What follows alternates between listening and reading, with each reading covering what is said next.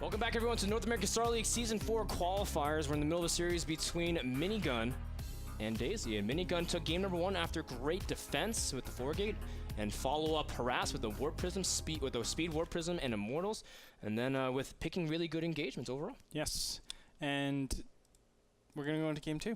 Let's do it right now. Cloud Kingdom is the map of choice for Daisy. Let's go into it right now and talk about Cloud Kingdom and how Blinkstalkers are really, really good. Blinkstalkers. I'm sorry, I went to normal for some reason. Yeah, Blinkstalkers are so good on this map. We'll go into that after introductions, starting off with the bottom left. In the bottom left corner from Team ESC, we have Daisy.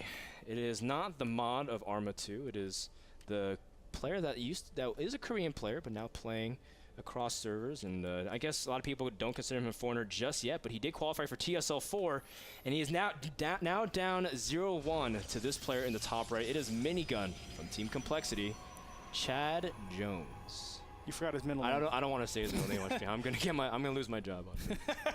I like my job very much. Yeah. Chad Jones. He's really cool, and he's got like that Bieber-esque haircut too. Although Justin Bieber's haircut is changing a lot as well. I saw him on the cover of GQ magazine that says hot, ready, and legal. I don't know why I'm telling this on stream, but I saw it on the newsstand the other day. Cool. I did. I may have read the first page or two of that article. It's a very fascinating article for anyone. I may know how to get killer ripped abs in 10 minutes a day. Hey, I think if anyone could be on the GQ cover for StarCraft II, it'd be someone like Rotterdam with his pink pants, don't you think? It would be. Or Mr. Bitter. Actually, both of them. Yes. Mr. Bitter. They're very stylish. And they're starting to look a little bit similar, too. How to wear plaid shirts. Like, yeah, how to wear plaid shirts. They are. Like, people who spend a lot of time together do end up looking together. We have the same color shirts. Yep. We're both wearing esports shirts. See, we're so into esports. Yeah, we actually care. And each other. Yeah. In a very platonic way. Oh gosh, Andre, lock it up, Andre, lock it up. We do see that Minigun is scouting his opponent. Now, PvP has entered a state where scouting is not really as necessary, but of course you always would like the insurance, especially with a player you're unfamiliar with. There's tendencies for players to really keep their probes in their base and then maximize as much minerals they can intake. MC is a big proponent of that. You don't have to scout in PvP. Naniwal is also big on that. But look at this. Minigun is being very cheeky and trying to deny the gas from being taken. If you guys didn't know, if you stick the probe right over here where Minigun just stuck it, you can't actually build an assimilator there. It's really, really annoying. So just keeping it there and then putting it on hold position will make sure it stays there. If you want to, you can obviously take the assimilator for yourself. But just something to note. That's why Minigun was being cheeky. It is. And at this point, gas timings are a little bit too relative in PvP to make decisive calls. There's a lot of mind games with second gas timing. Some players take it before the cybernetics core. Some players take it as the cybernetics core finishing. And so there's nothing for sure definite. The only thing you can kind of gauge is chrono boost timings, as well as if you see like a second gateway or whatnot, and how many stalkers you see early on. It's definitely true. I mean, there used to be so many indicators, or what we thought was indicators, when PvP was very underdeveloped, but now it's getting to the point where these players are just throwing in so many mind games, we can't actually keep up with all of them just because they happen so fast in this early game stage. But the basic premise in the beginning stage is don't trust anything that you see. Yes. I mean, even if you scout, your opponent still has the capabilities of throwing down that assimilator, or remining from the gas, or taking all the probes off gas, that they are capable of everything. Stargate play going down for Daisy. I have to be very critical on this. I do not like Stargate on Cloud Kingdom. Why? Because Blinkstalkers, they're like the #1 thing to go. And yes, some people just say, let me get Immortals out super fast and I can defend against Blinkstalkers, even though this map makes it really easy for them to get a lot of damage done. But to go for Stargate, it's going to like counter the counter to it, and I feel like that's a really risky way to go. Yeah, it's very, at this point when you go, I feel like when you go Phoenixes on a map that encourages Blinkstalker so much, you are kind of playing rock, paper, scissors initially. Granted, it is possible to still hold it. We've seen lots of players that can open Phoenixes and defend from this point. And it's actually kind of like a European style that loves doing this kind of things. But the fact is you drop a quick robo right after. I know players like Puzzle love doing that as well a lot in Season 3 of NASL. But interestingly enough, you can see that Daisy's been able to control the map very well with his initial Stalkers and Zealots. The way a lot of Koreans love doing Stargate play is to go Zealot Sentry early on, but Daisy's opting to go for a more aggressive type of play here. Yeah, because this looks like it's going to be Blinkstalkers, and then I guess he's surprising his opponent, but what are you going to surprise? I don't know. I mean, it's just going to run into Blinkstalkers, and this is a robo with Blinkstalker, so it's a little bit slower to the draw, but it gives you the ability to actually be aggressive. Daisy is going for more of the Phoenix all-in, actually. It's not really a defensive way where you try to expand, but you try to break the ramp. If he goes Sentry, then you just lift off the Sentries and immediately snipe it, and from this point on, it's going to be very hard to do anything if you were going for like a robo play. But I think Daisy scouts a lot of Stalkers. He knows what's up, and at this point, he's backing off. A very good move. Yes. Still going robo plays. I don't know. I just feel like robo play against Blinkstalker play is so difficult, right? There's no great place to actually put your army. Normally when you're going robo play, you want to take your expansion and just rely on that Immortal being super efficient. But hold that thought. Nice blink on top of it. He's going to get one Phoenix. That is actually gigantic for Minigun. Really stopping that. And look at this. Minigun's actually probing up this whole time. Income tab shows 29 to 24. That means that one probe that was killed actually doesn't really do that much to Minigun's economy. Or the 2 probes or whatever it was. 3 probes. I'm sorry. Yeah, and I think that's really smart decisions by Minigun. First of all, Phoenixes cannot lift buildings, so that's why expanding is ultimately pretty good. I know, I'm saying the obvious, but in terms of like logic, why can Minigun really expand at this point, Andre? Because Phoenixes really, I mean, as long as you keep your probe count and defend it, you'll have a very nice position. Plus, he invested 400 gas at least into these Phoenixes, which means that his ability to be aggressive is not that strong. Not only that, he sees the observer out in the field, so he knows for sure, Minigun knows for sure, that his opponent's got a robotics facility. Okay, that's the complete obvious. What does that mean, though? That means my army on the ground, the Blinkstalkers, have full control of the map. You cannot go Immortals and then take map control. It's just impossible in this position because, as you were saying, 400 gas being committed to those Phoenixes. That's 400 gas not going towards your ground army. That means my Stalker army, since I've been allocating all of my money towards this, it has to be greater than my opponent's. So instantly Minigun, as soon as he gets the unit count up, he should just go directly on the map and start taking map control, make it hard for his opponent to actually keep up and force his Phoenixes to actually play a little bit backwards. You can see a robotics bay is now on the way for Minigun, and he's also getting his gases a little bit earlier than Daisy, and that's just going to give him slightly more advantage because over time Phoenixes become less and less useful in PvP battles to the point where they're comically useless at one point of the game. And so Minigun, as long as he can really conserve the fact that he has this gas advantage both in harvesting and in investment, he's going to be sitting in a good position. But that said, Daisy is not necessarily like lost at all costs. I mean, last time we saw Daisy was really behind and then catch up in Colossus count. So Daisy's macro, at least in PvP, seems to be pretty solid. I have to agree with you. But continuously, Daisy, I feel like, is just starting off these PvPs behind. It's unfortunate because of just the beginnings. Doing these builds that are that can obviously give him a pretty big advantage in the beginning stage, but can actually also really put him so far behind. So I feel like Daisy, we haven't been able to see his full-blown PvP just yet because of that. Andre, are you talking about? What are you talking about? I'm talking about this +1 air weapons with more Phoenixes on the way. He's already has 7, and he's going to go for more. That now there exists a very funky like third cousin of PvP that no one really talks to, that's once in a while, and he shows up to the fan reunions and it's just very awkward because he doesn't know his place. And that is mass air in PvP. When you go for like Void Rays and like they go for like a huge Colossus Zealot Archon army, and all of a sudden you just poop on everything because there's just no form of anti-air. I actually have a lot of experience with Void Ray Immortal and Mothership. Void Ray Immortal. I've actually been fooling around with double Stargate Phoenixes too. And this is very, very powerful against those styles where you're just up against double robo and they have zealots and sentries and you catch your opponents off guard. Here's the problem though. Blinker's already finished. Stalker's already out on the map. It's very easy to actually counter this because the Phoenixes, even though they have the +1 attack, they take still a while for you to kill those Colossus. So all you have to do is back up, target down those Phoenixes, and make sure that your Colossus are defended. Because as long as you have 2 Colossus or 1 Colossus still out on the field, you should be able to stop everything on the ground. Aww. And that's what you really rely on. The Phoenixes clearing up all the Colossus, and then you pick everything up, and you're super far ahead. Daisy, I mean, this isn't a reliable way. He's basically hoping that his opponent actually blunders from here. Yeah, but a good response from Minigun when you see that many Phoenixes start getting Archons, because that's one thing Phoenixes cannot pick up, thankfully. I remember when they made Archons massive, I was like a big proponent of it, just because you can break force fields as well, making charge Archons very strong.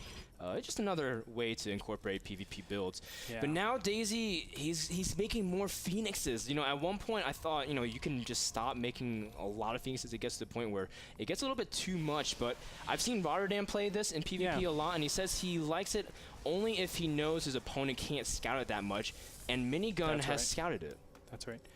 Yeah, and it's unfortunate. Minigun, like, has all indicators, well, not all indicators, but he knows that he could potentially be going up against +1. It's in his opponent's range, and that's why he's keeping his High Templars still High Templars. They can feedback. Ooh. This is really good too, taking a 3rd base Minigun he's doing, so that's really smart as well. But it's important to note, the reason why you get so many is because you expect a lot of them to die. If you win the fight, the first fight, you won the game. And the main reason for that is because you pick up every single unit that gets warped in. That's so, so important because it basically says, I'm putting everything into this one fight. If this fight loses, though, Frodan, the game's done. Like, Minigun wins. Or Daisy wins. I should say that. I couldn't agree more. And that's going to be... It's really interesting because I don't see this very often in PvP. But we're about to find out more often. We should. You'll see this so much more often. But we'll see. God, I'm gonna be so frustrated. But I love that Minigun's not focusing too much on you know, just his Colossus count. Yes, he has double robo coming out, but right now he was very intent on getting his high Templar count out to get those feedbacks off, to even upgrading Storm. This is very interesting. Now, a big thing is that Daisy doesn't really have anything that gives him mobility other than his Phoenix. It doesn't have Blink, doesn't have a strong force field count to keep everything at bay. So this is going to come down to a really strong assassinating of the Colossus. Huge feedbacks on the Phoenixes, but will it really even matter? He's going to take out a lot of these units, lifting up almost everything he can possibly touch, and Minigun is under heavy pressure to blink backwards as well. But Daisy's Immortals are targeting things like the Nexus. Is that what he really wants to be targeting? No, definitely not. Colossus are going to join the fray right now, and that means those Phoenixes need to stop picking up units, but you can see how well it's doing. Additional Stalkers were warped in from behind, now protecting the Colossus, making sure the Phoenixes are going to go down, so there's no further sustainability. Is this going to be enough, Frodan? Yeah, it looks like there's just, the Immortals count is very high up, and the Stalkers cannot really deal with this many Immortals because they collectively one-shot the Stalkers very easily, and Daisy has broken the 3rd, at least for now. Of course, Minigun spending all of his Chrono Boost as much as possible on whatever he can, and at this point, the Phoenixes are doing a good job just zoning off the Stalkers, making sure they really can't do anything. But here comes the Probe pull from Minigun. He's going to blink and try to snipe the Immortals as well. If he snipes the Immortals, that'll be huge plays. The Probe's also taking phenomenal damage, making sure that the Stalkers cannot do anything else, and at this point, the Zealots are also being empowered, but Minigun is losing a significant portion of his economy. The Immortals are going to drop, but the Warpins from Minigun are trying to also reinforce the army, and the Immortals will drop, and the only Phoenixes remain. Minigun got it. He got it. He won the battle just once. Yes, he lost so much economy, but look, he has 2 Colossus that he just made somewhere. I could have sworn I saw that in the production tab somewhere. I think he canceled them for more Warpins at this point. Yeah. He needs all the income or all the resources he can manage. At this point, he is down in the probe count, but the biggest part of that battle has been tamed, at least at this point. Yeah. All right, so maybe I was wrong. I thought the Colossus were already out, but as you said, they're not. So if you had those Colossus, the game would be over. Because now you just push. Look at this, 1 base economy really. You don't have the main anymore for both these players, but if he just pushed from there, the Stalkers would have been enough. You don't have a huge Phoenix count, so the Colossus would still be very powerful. From here, I don't mind this at all either. Archons being made. He's warping in high Templars as fast as possible. He can even do this. This is beautiful. Yeah, I was actually really curious why he didn't. I know he wanted to feedback the Infestors, but having Archons also to, to deal with Immortals because they tank their damage really well, and just, kind of deal with that army in general was very nice.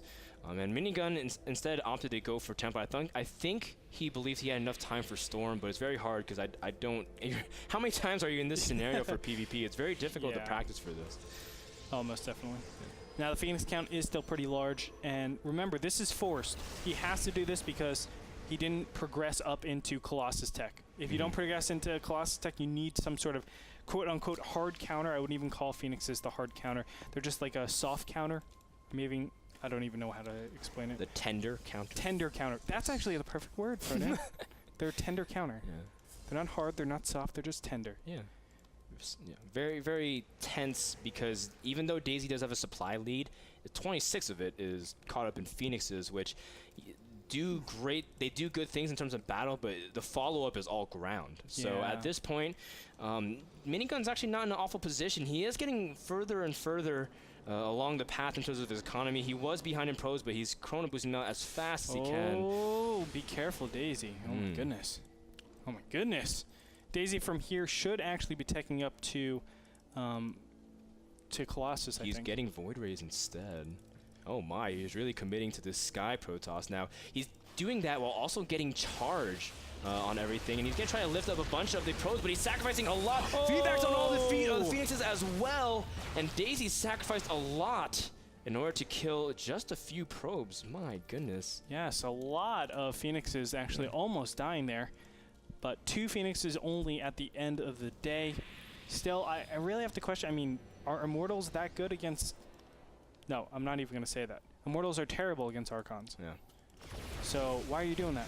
Well, I guess he really expects the Stalker count to keep growing to deal with the Phoenixes. And so from there, you kind of really mind game. But Andre, you should be happy. This is the strategy that you try to pull off in PvP, and Daisy's trying to make it work. But I'm doing it completely different, Frodan. I don't get Warp Gate. Oh, that's right. You make pure Robos and Stargates and nothing else. Yeah, man. Well, and you make Sentries from it, but look. Ooh. Hey. Oh, look at this. Daisy's lifting his own units to burn energy so he can't get feedbacks off. How clever is that? Wow. Clever, clever guy. He just doesn't want to be one-shotted. That's pretty neat. Not bad. Not bad. Huh. Really pimp play. Well, we'll see if that even pays off for Daisy in the near future, but because Minigun has a very intimidating Archon gateway force, and he's even gotten Storm as well, so Storm can throw a really nice wrench in things, especially since Immortals. Does Storm ignore Immortal Hardened Shield? Storm Immortal. Yes, it does. It does? Wow. Yeah, because it does like small little chunks. Right, okay, so it's just going to be able to help a lot since Immortals can't really escape Storm that easily. Precisely.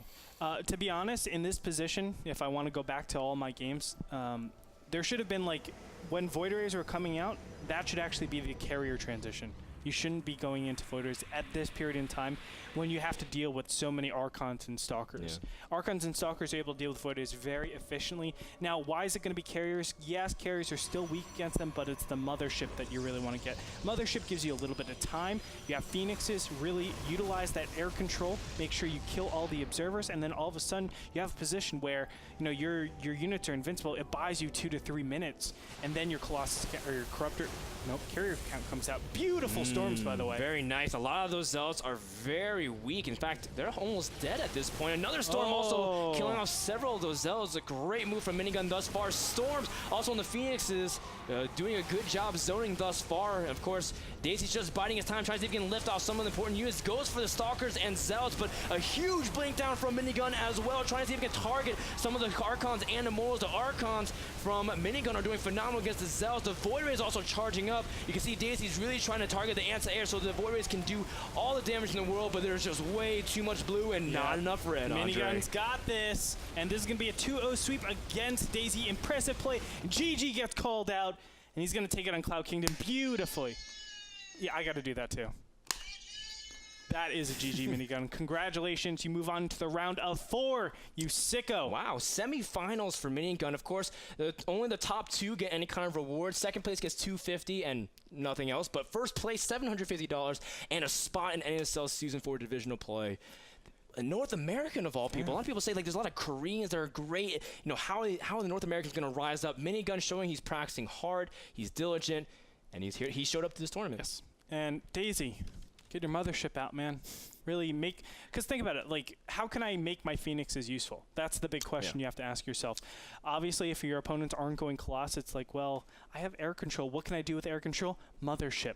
What? Mothership? Take out all the observers. Then you're really good to go. You can't be attacked. You just build up to like 6 carriers, and you definitely can't be attacked. Just start throwing down cannons. Gretorp just wants his build being displayed in pro play. It's so good, man. It's so good. You see all the GMs. Well, we're gonna do that one day when we do breaking down the game. We're gonna like make fake pro accounts and then like and definitely like do breaking down the game with Gretorp. Oh, I would love that. Anyway, that's gonna do it for this series. Camera 3. Right? This series. When we come back. Do we know who our next series is Our going to be? last series of the day will be between Ostoji and Inca. It's going to be a ZVP for the last series of the round of 8 today. Don't go anywhere. More action from the NASL Season 4 qualifiers coming up right after this short commercial break.